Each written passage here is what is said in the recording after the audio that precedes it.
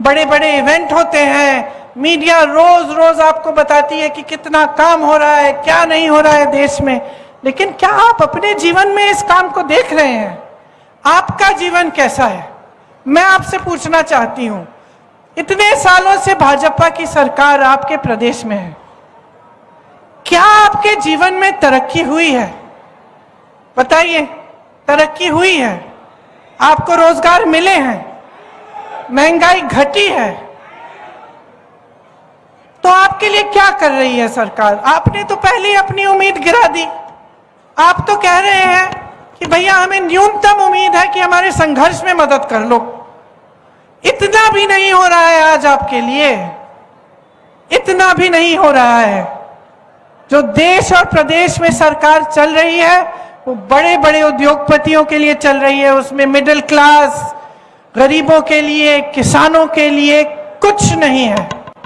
और जब हम ये चीजें उठाते हैं, जैसे जब हम आरक्षण की बात करते हैं, अब ओबीसी, एससी, एसटी के आरक्षण की बात हम करते हैं, या हम कहते हैं कि चलो जातिगत जनगणना कर लो, इसका मतलब क्या है?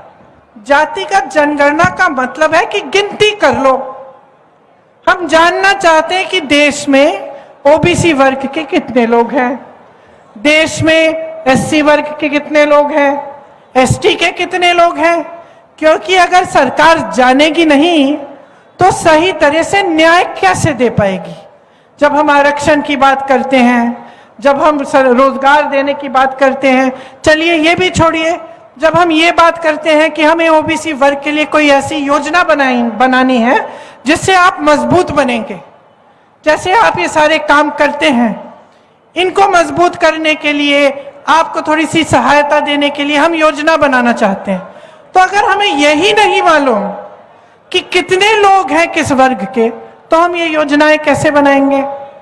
तो हम कह रहे हैं कि जातिगत जनगणना करो। बिहार में की गई है, एक गिनती की गई है, उसके तहत 84% जनता, आधे से बहुत ज्यादा एससी, एसटी और ओबीसी निकली।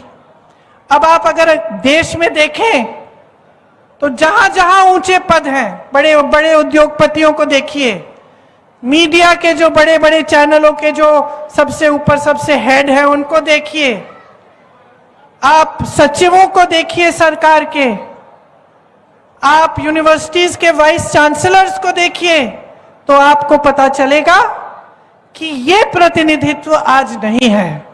84% अगर ये ओबीसी, एससी, एसटी वर्ग के लोग हैं, लेकिन 90% से ज्यादा आपको मिलेंगे कि इन वर्गों से नहीं है, जो इन बड़े बड़े पदों में हैं। तो न्याय की बात है, न्याय की बात है कि अगर 84% इस वर्ग के हैं तो कम से कम उनको भागीदारी मिलनी चाहिए, उनका प्रतिनिधित्व न्यायपूर्वक होना चाहिए। लेकिन आप तो गिनती करने के लिए तैयार नहीं है। लेकिन हम कहते हैं जातिगत जनगणना करो, ये लोग मौन हो जाते हैं, चुप हो जाते हैं। लेकिन बड़े बड़े इवेंट करते हैं कि हम ओबीसी को बढ़ाना चाहते हैं आगे, हम ये करेंगे वो करेंगे, बड़ी बड़ी घोषणाएं करते हैं। जब हम कहते हैं गिनो भाई कितने हैं, गिनना नहीं चाहते। महिलाओं को देखिए, महिलाओं को आरक्षण कांग्रेस पार्टी ने दिए 33%, इसलिए गांव गांव में आज महिलाओं का प्रतिनिधित्व है। बहनें बैठी हैं, सबसे ज्यादा बोझ उठाती हैं समाज का। आप काम करती हो, नौकरियां भी करती हो, खेती भी करती हो, घर आकर पूरा घर संभालती हो, अपने परिवारों की परवरिश करती हो, सबसे ज्यादा बोझ आपके कंधों पर है। लेकिन आपको पहचानने वाला कोई नहीं है। आपको प्रतिनिधित्व दिया गया राजनीति में ताकि आप सक्षम बन सकें। आपके लिए तरह तरह के कार्यक्रम और योजनाएं बनाई गई। ये लोग कहते हैं हमने महिलाओं को 33% आरक्षण दे दिया, खूब बड़ा सारी मीडिया ने बताया कि आरक्षण दे दिया, बिल पास हो गई, मोदी जी के बारे में क्या क्या अच्छी बातें की। पता चला ये आरक्षण 10 सालों के लिए लागू ही नहीं होगा। तो सच्चाई कुछ है और इवेंटबाजी कुछ और है। जो आप होर्डिंग्स में देख रहे हैं, जो आप मीडिया में देख रहे हैं, टीवी पे देख रहे हैं, ये आपको बताया जा रहा है कि एक बहुत सुनहरा दौर आ गया है हमारे देश में। तो ये सुनहरा दौर आपके घरों में क्यों नहीं है?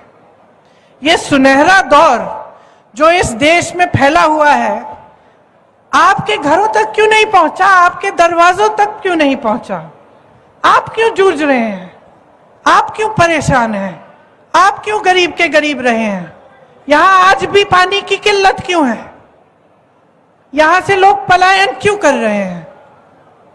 जो आपकी मांगे हैं कि महंगाई से राहत मिले, हमारे बच्चों को रोजगार मिले, शिक्षा के लिए अच्छी सुविधाएं बने, स्वास्थ्य की सुविधाएं बने, ये पूरी क्यों नहीं हो रही हैं?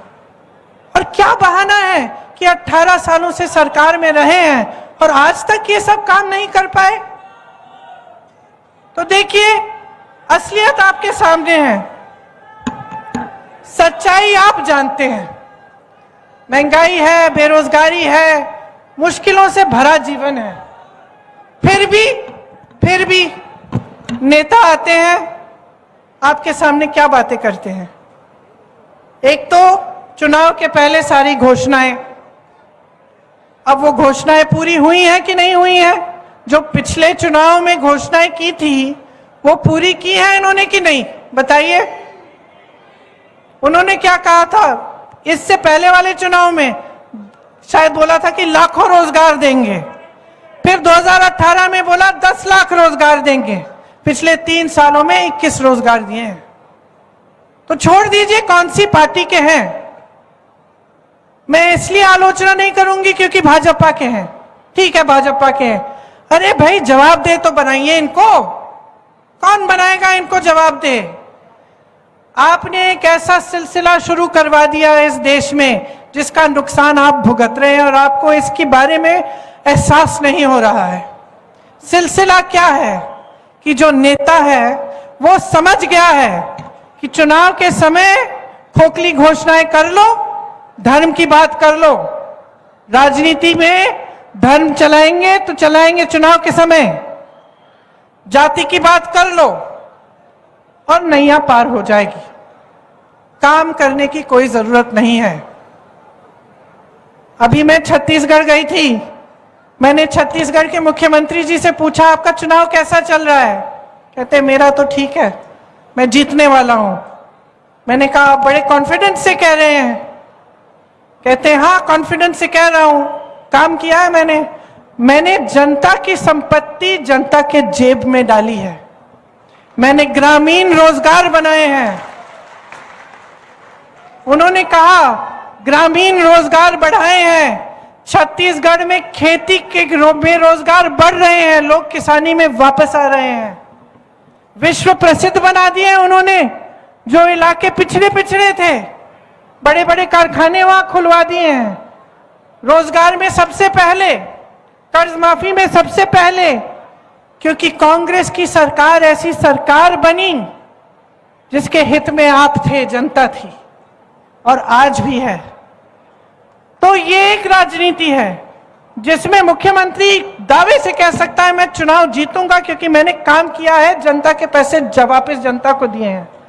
और एक राजनीति ये है जो शर्मिंदा होकर आपके सामने आती है, काम की बात नहीं कर सकते, काम की बात नहीं कर सकते, इसीलिए धर्म की बात करते हैं, क्योंकि सोचते हैं कि धर्म की बात उठाएंगे, आपके जज्बात उनके साथ जुड़ जाएंगे और वोट मिल जाएगा। ये सिलसिला बंद करो, इससे आपका नुकसान हो रहा है, किसी बड़े नेता का नुकसान नहीं होता, किसी रईस उद्योगपति का नुकसान नहीं होता, उनके तो बच्चे बाहर पढ़ते हैं सारे, उनको तो शिक्षा संस्थानों की जरूरत ही नहीं है, यहां सरकार बना ही नहीं रही है, उनको तो कभी भी रोजगार मिल जाएंगे। नुकसान आपका हो रहा है क्योंकि आप जवाबदेह नहीं बना रहे हो नेता को। मैंने एक भाषण में यही शायद मध्य प्रदेश में किस्सा बताया कि मैं पिताजी के साथ अमेठी गई थी जब वो प्रधानमंत्री थे, और ऐसी डांट खाई उन्होंने गांव में कि हमने आपसे कहा था ये सड़क बनाओ, आज तक अभी तक बनी नहीं है, बनवा के दिखाओ फिर आओ वापस राजू भैया। प्यार करते थे बहुत उनसे, लेकिन जवाबदेही थी उनकी।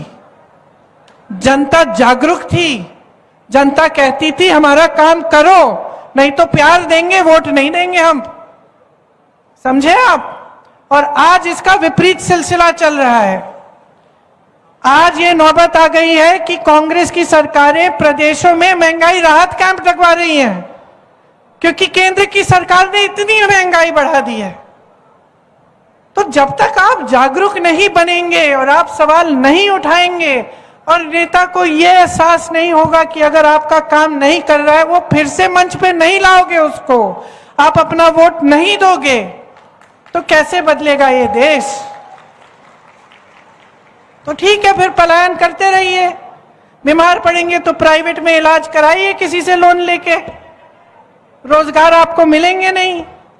तो अगर आप अपनी परिस्थिति को ऐसा ही चाहते हैं तो ठीक है, इस राजनीति को चलने दीजिए, चल जाएगी, लंबे दौर तक चल जाएगी। क्योंकि अगर आप अपने जज्बात और धर्म को राजनीति से जोड़ के रखेंगे तब तो ये चलती चली जाएगी।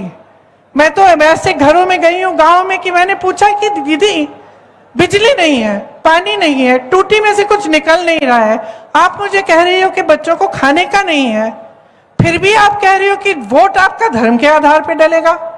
लेकिन ये विधान